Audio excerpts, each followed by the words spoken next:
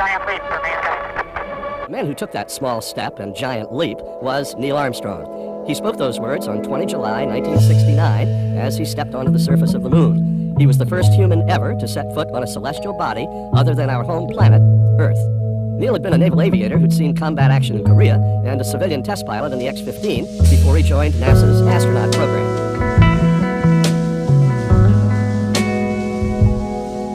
As commander of Apollo 11, Neil, along with lunar lander pilot Buzz Aldrin and command module pilot Mike Collins, blasted off of the moon on 16 July 1969. Imagine a 35-story building being lifted straight off the deck by 160 million horsepower of rocket propulsion, and you'll have an idea of what that launch was like. Despite that, Neil's pulse never went above 109. The link, command, service, and lunar lander modules covered the 380,000 kilometers between Earth and the moon in 3 days, 3 hours, 49 minutes. Average speed, 5,000 kilometers an hour. On 20 July, Neil and Buzz got into the lunar lander, undocked from the command module, leaving Collins to orbit the moon, descended to the surface of the moon. The autopilot slowed the craft with retro rockets, but when it looked like the lander was likely to overshoot its target and smash into a jagged crater, Neil took manual control, found a safe area, and brought the lander, named Eagle, to rest. He had less than 1 minute of fuel left in his fuel tanks. Tranquility Base here. The Eagle has landed. Armstrong and Aldrin skipped a planned rest period, depressurized Eagle, opened the hatch, and Neil descended the ladder to make history.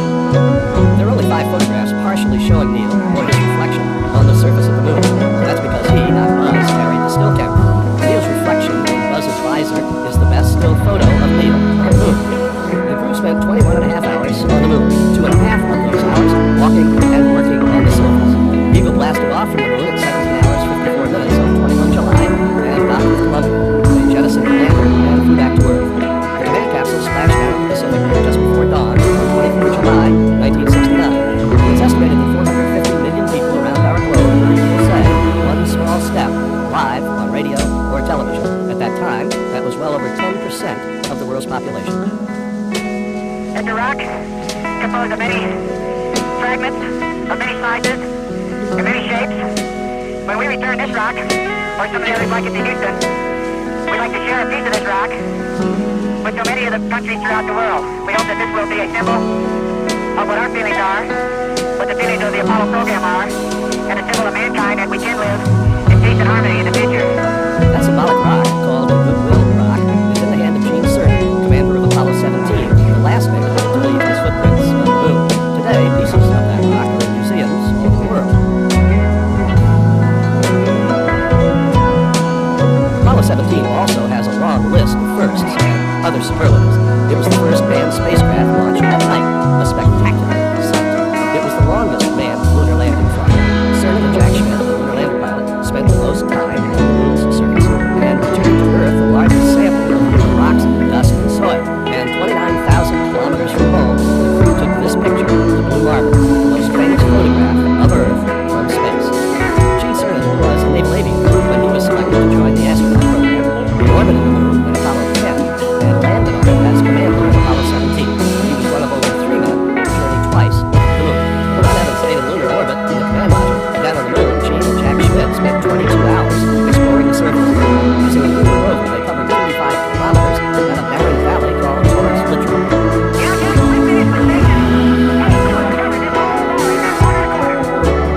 They even tried their hand at auto bodybuilding. They fixed the rover's broken fender with a lunar map, tape, and clamps to keep the wheel from spraying dust all over them. And in the moon's low gravity, they played soccer with a lunar boulder. Just don't stub your toe. Gene got as close as a human ever will to traveling like a kangaroo.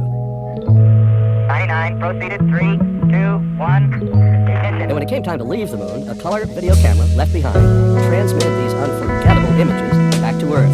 An onboard camera showed the lander's descent stage left behind on the moon.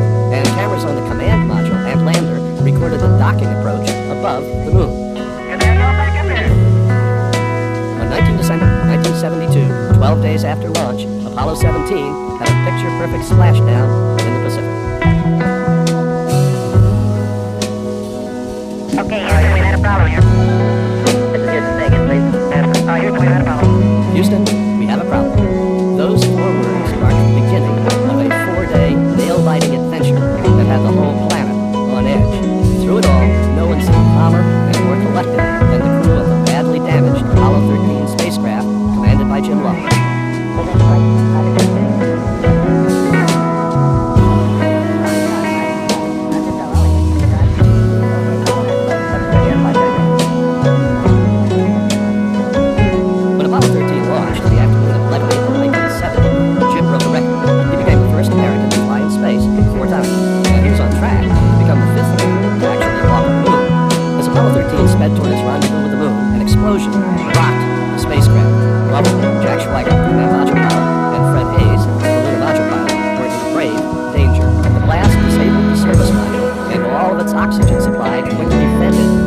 space. Lovell, Hayes, and Spiker took refuge in the lunar lander, which had its own independent life support system. But there was a problem. The lander's breathing system was designed to keep just 2 astronauts alive for just 2 days on the moon. Now it had to be stretched to keep 3 men alive for 5 days.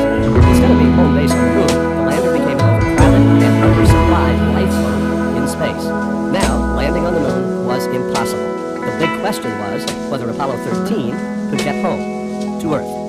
At 5,000 kilometers an hour, you can't just make a U-turn even in the void of space. Apollo 13 had to continue on to the moon and orbit it, in effect using the moon's gravity like a slingshot to fling the spacecraft back toward Earth. Lovell and the crew used the lander's descent engine 3 times to position Apollo 13 for the trip home. Crews on the ground and Lovell's team on board the lander improvised and innovated as they went, making do with whatever worked. The whole world was watching this tense drama on television, but they weren't seeing Lovell